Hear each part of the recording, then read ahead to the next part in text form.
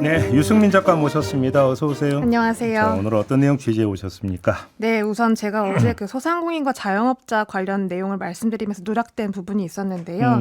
그 언급했던 설문조사가 소상공인 연합회가 조사를 했던 그러니까 지난 10일부터 사흘 동안 1,640명을 대상으로 진행했던 온라인 설문조사였습니다. 소상공인을 1,640명 대상으로 한 네. 자세한 내용은 소상공인 연합회 홈페이지를 참조해 주시면 감사하겠습니다. 네, 조사 개요를 밝혀야 돼서 예, 그렇습니다. 그러니까 말씀을 드리는 거고요. 네. 알겠습니다. 자, 오늘 내용은요? 오늘은 탄핵 굿즈에 관련된 내용입니다. 탄핵 굿즈? 네, 이 호외, 그 신문 있죠. 호외는 뮤지컬적 허용이다라는 말을 허용인 줄 알았다. 뮤지컬적 허용이 무슨 말이에요? 그 뮤지컬에서나 볼 법한 어떤 연출된 행위, 연출이 가미된 행위인 줄 알았다. 아, 실제 세계에서는 없고 존재하지 않는데. 뮤지컬 안에서나 나올 수 있는 현상이 실제로 나타났다? 네, 그런 말을 20대가 했습니다. 음. 그만큼 호혜를 외치는 모습이 생소하다라는 뜻으로 해석이 되는데요. 낯설다 이거죠? 낯설다는 거죠. 근데 그런 그들 사이에서 탄핵 굿즈 가운데 하나인 호혜 구하기가 열풍입니다. 아, 그래요? 네, 이 중고 거래를 비롯해서 온라인을 통해 어떻게든 손에 넣고 싶어하는 그 열망, 과연 그들은 무엇을 기념하라고 하는 걸지 취재해봤습니다. 그러니까 호의 실물을 구한다 이거잖아요. 네, 종이 신문을 구한다는 건데요. 굳이 이걸 왜 구하는 거예요? 네, 그 온라인에 호혜를 구하고 있는 이들을 찾아서 한번 이야기를 나눠봤는데요. 네. 1990년생부터 2003년생까지 있었습니다.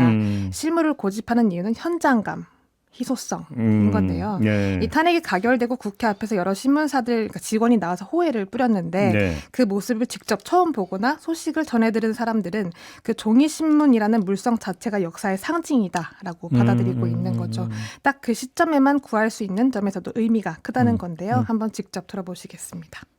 이 내가 역사의 한복판에 있었다는 이런 증거물 같은 걸로 애들이 모으는 경향이 있더라고요. 저는 지금 대학생이거든요. 네. 디지털로 오는 걸로는 느낄 수 없는 뭐랄까 설렘이나 웅장함이 있는 것 같아요. 오, 웅장함까지. 그러니까 이제 이게 이제 호에는 한번 뿌려지면 그 다음에 없으니까 네. 못 구하니까 중고 거래까지 등장한다는 겁니까? 네, 아무래도 물량이 한정되어 있기 때문이기도 한데요. 예. 그 실제 신문 한 부가 1,000원 정도 하는데 10배 비싼 가격도 괜찮으니 중고로 달라라고 이제 요청을 하는 글들도 있었습니다. 어허. 또 파는 이한테 아예 가격을 제시해 달라. 다만 상식선에서 부탁한다라는 글도 보였는데요. 예. 그런데 굳이 중고 거래는 할 생각이 또 아예 없다라고 하는 이들도 굉장히 많았습니다. 그건 또 왜요? 일단 우선 들어보시겠습니다.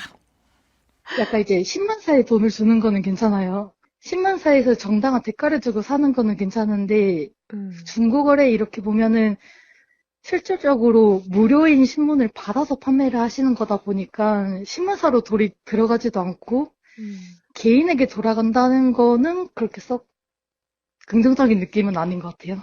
아, 이런 이유로? 네. 기본적으로 나눔 혹은 교환 형태를 선호하기도 하는데요. 또 일부 그 청년들은 신문사 홈페이지에 가서 추가로 발행을 해달라라고 요청하는 글을 올리기도 했습니다. 네. 그러니까 워낙 요청이 쇄도하다 보니까 신문사가 추가로 발행을 하겠다, 예약을 받겠다라고 나서기도 했는데요. 이들의 특징은 그 대량으로 발행을 할 경우 단가가 저렴할 텐데 우리가 소량으로 요청을 하면 원가가 비쌀 테니 그럼 원가를 올려서라도 우리는 사겠다라는 의향을 또 보이고 있다는 점입니다. 그래서 다시 찍어준대요? 네, 신문사에서? 실제로 이런 네, 얘기가 받고 있어요. 있는데요. 그래요? 그러니까 이왕이면 나의 구매가 신문사한테 이로운 방향으로 갔으면 좋겠다라고 하는 거죠. 이게 이른바 MZ세대의 그럼 가치 소비 이렇게 봐야 되는 겁니까? 네, 저는 그렇게 해석을 해봤는데요.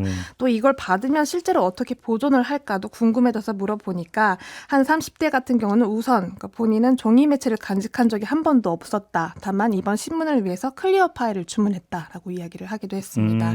최대한 손상이 덜 가게 방법을 고민하는 중이고 한 대학생 같은 경우는 원래 스크랩하는 걸 좋아하는데 하나는 스크랩용으로 구매를 하고 하나는 일상용으로 구매를 했다고 합니다. 네. 그 일상용이라고 하는 거는 그 한강 작가의 소년이 온다라는 책 옆에 바로 붙여놓고 자주 이렇게 꺼내 보겠다라는 그런 계획이 있었는데요.